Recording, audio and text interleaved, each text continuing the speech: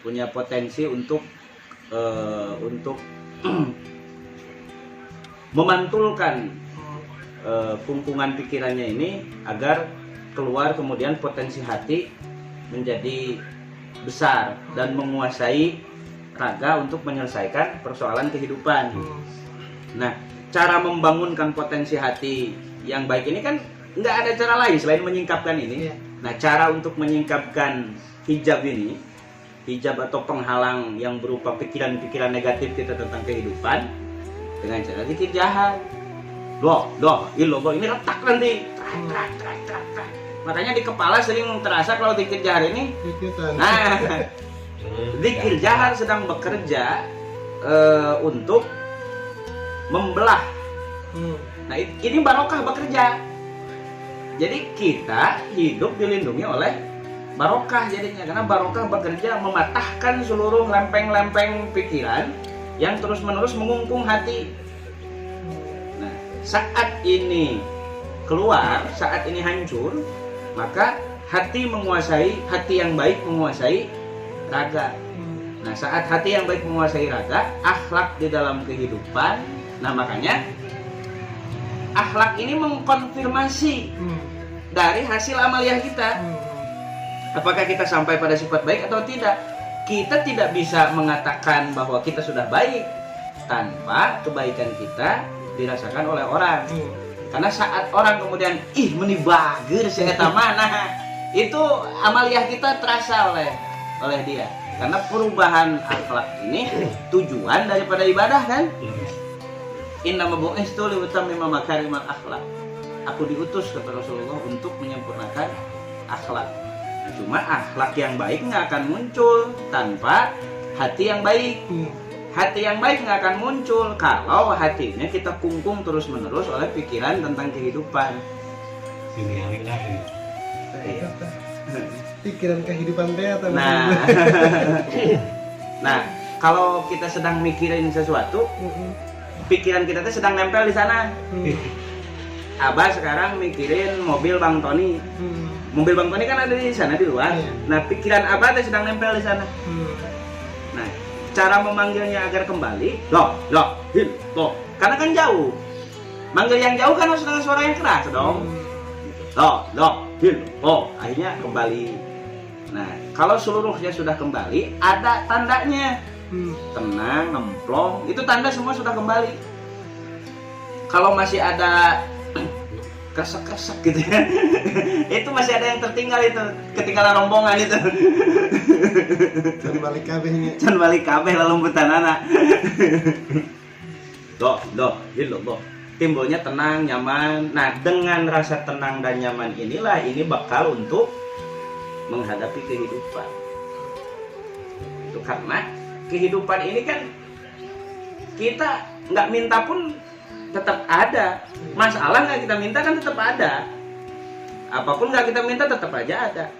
Berarti kan bukan masalahnya yang dihilangkan, karena tinggal dimanapun akan ada masalah. Misalkan Kang Casnadi cocok dengan Abah, kemudian Kang Casnadi minta Abah supaya pergi misalkan. Abahnya pergi, esok lusa Kang Casnadi akan bertemu dengan orang yang seperti Abah dengan masalah yang sama. Artinya dimanapun ada persoalan, ada masalah. Potensi masalah itu ada. Nah, berarti bukan masalahnya yang dihilangkan kan, diri kitanya yang dikuatkan. Dan zikir ini kan menguatkan diri kita. Itulah. Jadi timbul optimisme. Apapun masalahnya, kita tetap tenang. Apapun problematika kehidupan yang kita hadapi, kita tetap berada dalam situasi normal. Jadi frekuensi hati kita nggak terganggu, kresek-kresek gitu. Sinyalnya. Mulai frekuensi angger tidak terganggu oleh cuaca. Gateng.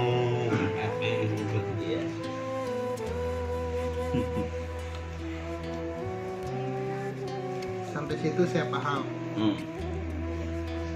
Oke, masalah itu pertama, apakah apakah yang saya lakukan itu benar, konfirmasi aku mah yang zikir jahar aja saya tuh can yakin ya orang tuh bisa. Nah itu harus dikonfirmasi dengan ilmu, metodologi, dan rasa. Kalau yang sesuai ilmu, yang sesuai metodologi akan melahirkan rasa yang sama. Kang Casnadi akan ngemplong, Abah akan ngemplong, orang lain juga akan ngemplong kalau dengan tata cara yang sama. Artinya karena ilmunya jalannya sama, maka tujuannya pun sama.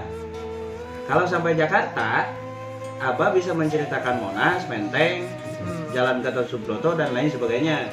Kalau Kang Casnadi sampai Jakarta, Kang Casnadi pun bisa mengatakan hal yang sama, betul tidak? Nah kalau misalkan saya mengaku sampai Jakarta, tapi yang saya ceritakan adalah Stadion Kediri, berarti nah itu rutenya itu. Nah artinya harus harus dengan tata cara dan ilmu yang disampaikan oleh guru. Nah, kenapa harus keras dikeluarkan suaranya semuanya, dan kenapa harus badan bergerak? Ibnu Abbas itu suatu ketika melihat para sahabat zikirnya seperti pohon kurma yang kena angin besar, kan gini. Nah Ibnu Abbas waktu itu ikut sholat karena Ibnu Abbas pas masakannya Rasulullah itu masih remaja usianya, di 15-17, tapi sudah akil balik. Artinya beliau sudah sah dikatakan bisa meriwayatkan hadis karena posisinya sudah akil balik. Nah Ibnu Abbas kemudian menceritakan kepada para muridnya, aku melihat para sahabat berzikirnya seperti pohon kurma yang terkena angin besar. Jadi sambil zikir dengan suara yang keras, inna suatu zikrul jahri karena fi ahdi Rasulullah SAW, kata beliau. Zikir dengan suara yang keras dan seperti pohon kurma yang tiup angin itu sudah ada sejak zaman Rasulullah SAW. Sambil gini kan, terus saja. Nah, kenapa harus begitu? Karena kita melatih hidupnya hati ternyata. Karena kalau hati hidup, hidupnya hati lari ke bibir, buahnya bicara. Hidupnya hati lari ke telinga, buahnya mendengar. Hidupnya hati lari ke mata, buahnya melihat. Hidupnya hati lari ke hidung, kita bisa mencium aneka macam aroma. Semuanya karena hati. Kalau begitu, andai hati kita jelek, berarti seluruh tingkah laku kita jelek kan? Kalau hati baik, berarti tingkah laku kita baik. Oh, tergantung hati. Maka cara menghidupkannya itu harus dipaksa hidup. Ibaratnya membangunkan anak yang susah bangun, kan nggak mungkin begini, hei bangun dong, hei, kan nggak gitu. Tapi hei itu mana teh, udang seberang gitu ta. Begitu kita paksa terus menerus dia agar bangun. Makanya ada gerakan dikit ya. Kayak play ini lah ya, motor lah ya. Terus paham. Coba rumus istiqomah naon. Nah, Pak Guru itu sering bilang yang mahal itu istiqomah. Abah pernah bertanya, caranya istiqomah apa? Allahumma paksakan. Benar-benar Allahumma paksakan. Allahumma paksakan. Istiqomahnya karena saya masih istiqomah itu qiyamuhu binafsihi, dia bangun dengan diri sendiri. Akar katanya koma, ada huruf alif, sin dan ta. Itu maknanya pencarian. Jadi istiqomah ini adalah, koma ini kan berdiri sendiri. Istiqomah pencarian terhadap sikap yang mampu berdiri sendiri. Artinya apa? Situasi kehidupan jangan sampai mempengaruhi kita karena kita sedang mencari bagaimana posisi berdirinya hati kita tanpa terpengaruh oleh situasi kehidupan. Nah, cara untuk membuat hati kita bangun, hati kita berdiri kan dengan amaliyah. Artinya kalau tanpa amaliyah kita tidak bisa istiqomah, maka amaliyah menjadi wajib. Nah, kalau amaliyah menjadi wajib, maka bagaimana caranya agar hal-hal lain tidak mempengaruhi amaliyah? Nah, ini trik saya sebetulnya. Soal waktu misalnya, soal kita pengaturan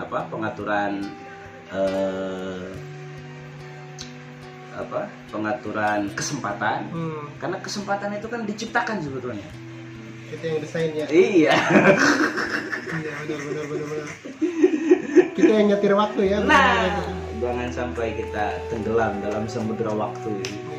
Nah, eta teh orang kerayan eta. Timbul tenggelam dalam samudera waktu teh gitu. Jadi 24 jam teh asa teh cukup teh kan. Iya. Iya sakia. Ngumpul di kerawang saya belum pernah kan. Padahal tinggal ngebagi dah. Iya. 8 jam, iya 8 jam gitu. Karena kan itu tadi kalau kita gali sumur nemu emas nemu apa kan karena kita cari air kan sok bodor aya batu aya naon aya batu gede cenah ge tong eureun gedean linggis-na gedean semangatna jebray si lokal lah tujuan cai ulah mah tujuan cai ku Allah dipanggihkeun jeung emas nuhun Gusti gitu tapi sanes melarian ieu ngali deui dengan cai ieu mah kan aya emas geus ieu cenah eureun aja da teh aduh ampun Pak orang gitu yang mobil kamu di mobil geus eureun lah emas kita cari air namun pria biru untuk ulah perlaina di satu titik ya karena masih ada titik 2 sampai titik 3 ya menangkan nikmatan diri aja lebih nikmat kalau orang lain itu kan personifikasi surga surga ini kan digambarkan dengan kebun yang di bawahnya banyak air yang mengalir. Dalam ayat lain surga digambarkan dengan kamar-kamar yang di dalamnya ada dipan segala macam kan gitu. Artinya kita anggaplah kalau surga yang banyak kebun dan air-air itu untuk orang kota yang setiap hari dengan gedung-gedung dan yang lain-lain. Makanya personifikasi surga untuk mereka ya itu.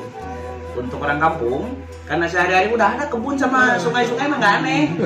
Maka personifikasi surga adalah apartemen. Nah, kamar-kamar hotel ya. Rasanya bagaimana? Kalau orang yang tiap hari berkutat dengan gedung, jalan segala macam, masuk ke kebun yang di dalamnya ada sungai-sungai, rasanya bagaimana? Nemplong lega. Begitupun dengan orang kampung yang sehari-hari berkutat dengan sawah, kebun dan sungai-sungai, datang ke apartemen rasanya wah gitu kan. Nah, rasa ngemplong itulah surga. Ketenangan dalam ibadah itu surga.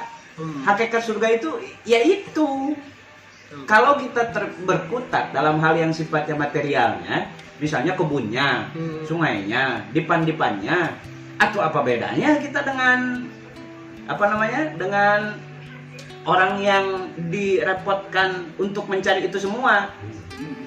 Katakanlah direpotkan dengan hal-hal yang sifatnya kesibukan dunia misalkan, yang ujungnya kan materi. Kalau ibadah cari materi, ya kerja weh, itu kudu ibadah. Berarti ibadah ini untuk ketenangan jiwa. Nah, dengan ketenangan inilah kita mencari bekal ketenangan, kita masuk ke dalam kehidupan dalam rangka mengurus jasad. Karena kita nggak bisa ibadah tanpa jasad kan. nggak bisa ngomong tanpa jasad, nggak bisa mendengar tanpa jasad. Lila saya teh yang ngobrol jeung Kanca Sandi teh sebenarnya mau ngasih lila gitu kemana itu Kanca Sandi teraya itu orang dia teh menang riada kang abah dia teh. Teh orang kan itu hesenya di riada teh ngarah kang abah dia lah. Jadi malam penuh berkah nih pak, langsung pulang. Saya tuh nggak pernah kemana-mana. Ini alasannya gitu, tenggelam dalam samudra waktu. Jadi nggak cukup aja pak waktu itu pak, masya Allah. Saya udah hampir berapa, nggak tahu ya, nggak pernah aja saya. Temu kayaknya tuh kemarin kan nggak sempet juga bolak-balik. Saya tuh nggak pernah, belum pernah ke Solo kemarin tuh nggak pernah. Orang dekat sini aja nggak pernah. Waktu deh masya Allah. Penjara oleh waktu. Makanya kadang-kadang saya ngiri itu sama orang-orang, ya Allah ini ada di sini, hari ini ada di sini, hari ini ada di sini, enak banget saya bilang gitu kan. Ya jadi ini menang riadohan ya orang biar pada datang di sini. Alhamdulillah. Ngarah ke bawah deh kan, ngarah ke Kan bawah deh kan. area besok ya kan silaturahim Ya, itu ya tujuannya dimanapun itu keluarnya ilmu tetap itu dari Allah. Dari Allah.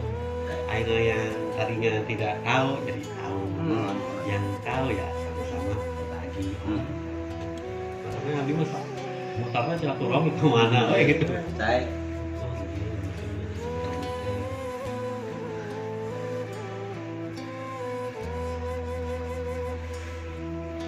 Lah saya nggak kesana tuh kenapa? Iya. Tahu.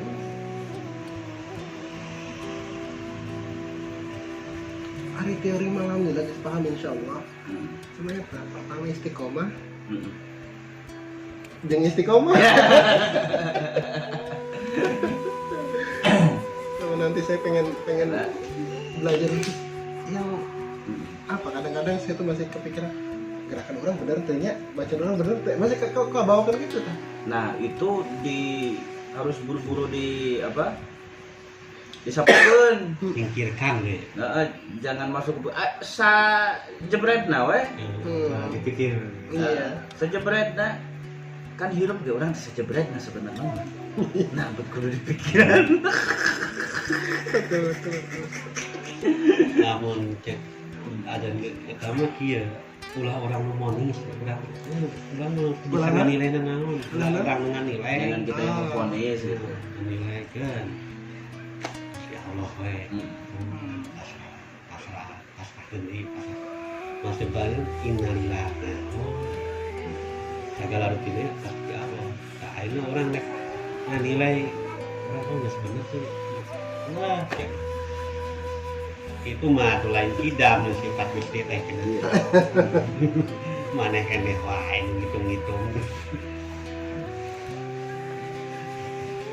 Saya itu muasain innalillahi itu 7 hari tapi jangan ngerti kan.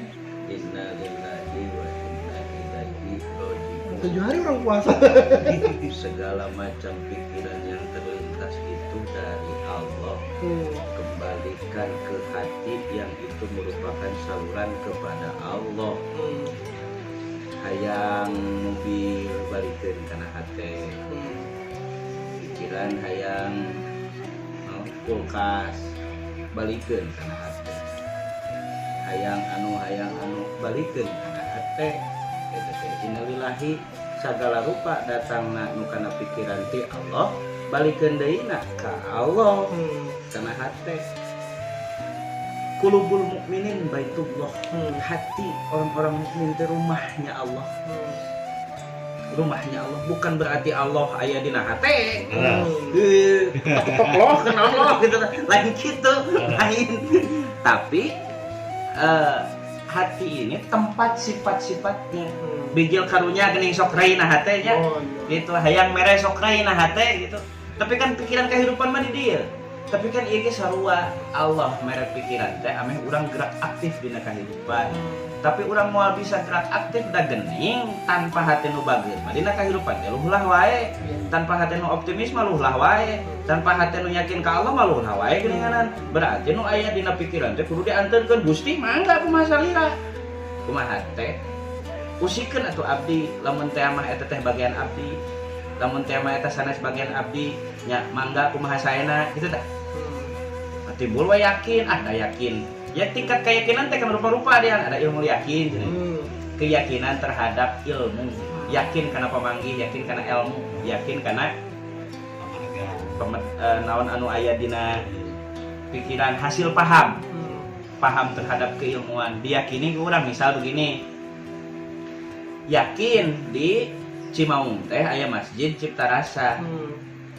Nah, Kang Cas tadi teh apal aya masjid Cipta Rasana teh ti Abah. Nah, yakin Kang Cas tadi teh da cek Abah oge di Cimaung aya Cipta Rasa. Diomongkeun we ka si Akang teh di Cimaung aya masjid Cipta Rasa sia. Can ka ditu nama. Can ain udah mah. Nah, aya ainul yakin. Kang Cas nadi geus ningali masjidna, geus ka Cimaung katingali ku Kang Cas nadi teh, oh aya plangna Masjid Cipta Rasa Cermin Hati. Nah, isuk pageto lamun aya nu nyebutkeun Masjid Cipta Rasa ayana di pasar Jumaah, Kang Cas nadi moal percaya. Da apal di Cimaung katingali ayana di Cimaung tah eta ainul yakin. Aya di hakul yakin, keyakinan nu geus karasa. Kang Cas nadi teh asup ka masjidna teh tihangna sabaraha hiji apal, terus aya kamar mandi 2, aya mimbarna, aya paimaranana, aya karpetna warna hejo jeung beureum. Isuk pageto lamun aya nu nyebut Masjid Cipta Rasa karpetna hideung geus moal percaya. Isuk pageto lamun aya nu ngomong Allah galakeun geus moal percaya. Da yakin Allah mah welas asih. Ya Allah teh kan galak, oh haram, neraka bagian dari cenah geus sarieun aing mah. Yakin da welas asih Allah mah geus moal kapalingan deui. Nah, cuma kan untuk menuju kana keyakinan nu karasa ku sorangan teh urang teh kan kudu ngalaman. Mata tidak cukup intelektualitas, tidak cukup pengalaman hidup. Yang harus dikejar itu adalah rasa dari pengalaman hidup, rasa dari intelektualitas, hakikat rasa na uyah teh asin isuk pageto lamun aya nu ngomong uyah teh amis moal percaya. Da urang geus ngarasakeun uyah. Hate teh bager welas asin isuk pageto lamun aya nu ngomong hate teh bedegong moal percaya. Da hate nu bager mah teh kitu. Urang ngarasakeun gitu tah. Gitu.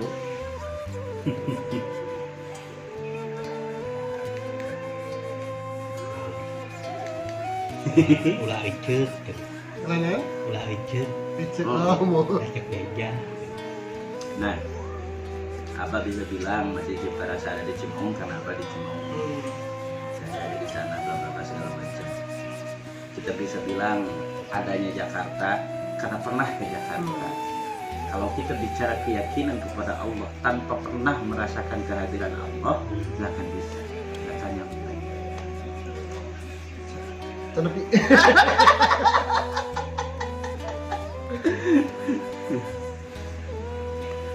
Zuhurul qalbi ini. Ya. Zuhurul qalbi, zohirna hate. Jadi hate teh nu mimpin urang. Hate teh dihareupeun urang. Geus moal sieun. Ludeung pasti da anu maturan.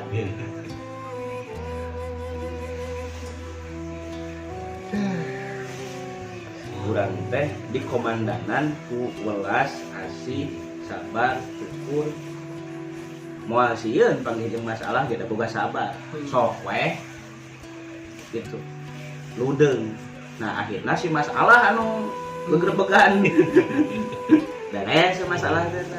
Jadi lain ku materi beresna masalah teh geuning ku keyakinan diri. Aya cenah ge cek riwayat jelema cicing di neraka tapi ngerasa tiis. Sok sia ku aing ngasupkeun ka neraka cek Allah teh. Mangga Gusti asal salira ridho. abdi beda lebet kana laka lung ku malaikat malik teh kana ka tiis Gusti naon cing nyelamet karidoan Gusti asal salira ridho abdi wios kana raka berarti abdi wios aya dina masalah mangga kumaha salira asal salira ridho beres teh masalah lagi da aya dina karidoan Allah